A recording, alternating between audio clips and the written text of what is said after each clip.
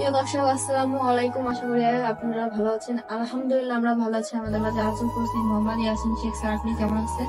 আসসালামু আলাইকুম। আলহামদুলিল্লাহ আমি ভালো আছি। মিস জান্নাত, আপনি কেমন আছেন? আলহামদুলিল্লাহ ভালো আছি। দর্শকদের উদ্দেশ্যে জানাই সালাম, শুভেচ্ছা, অভিনন্দন। স্যার, আমরা জীবনের গভীরতা বলতে কি বুঝি বললে হলো তো?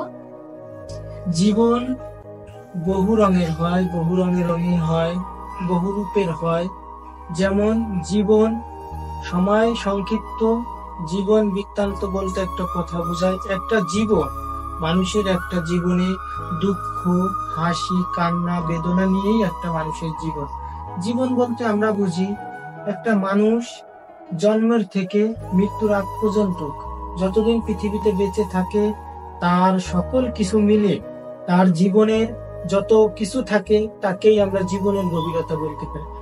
অরূপে আমরা আরেকটা কথা বলতে পারি, জীবন এমন একটা জিনিস, তুমি জন্ম থেকে যে কর্মগুলো করবা সেই কর্মগুলোরই যোগফল হবে জীবন।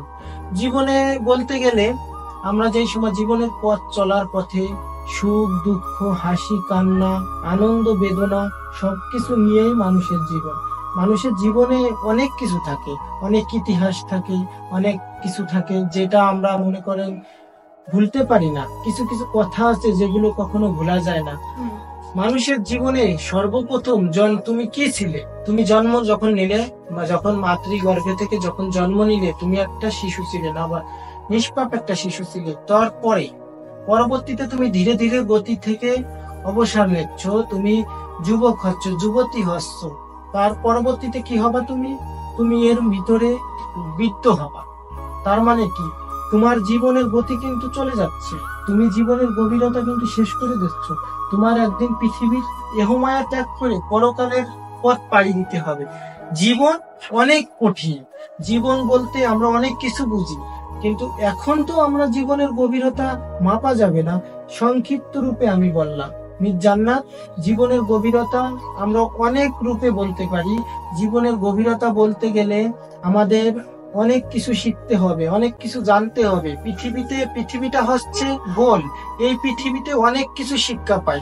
যে পৃথিবীতে একটা শিশু জন্ম নেয়, ওই শিশুর থেকেও তুমি শিক্ষা পাবা, কারণ শিক্ষার কোনো শেষ নাই। এটাই জীবনের গভীরতা। এটা হচ্ছে আমার মতে। প্রিয় দর্শক, সকলকে জানাই শুভেচ্ছা, অভিনন্দন। আসসালামু আলাইকুম। প্রিয় দর্শক, আর স্যার যে কথাগুলো বলছেন আশা করি আপনারা মনে রাখবেন।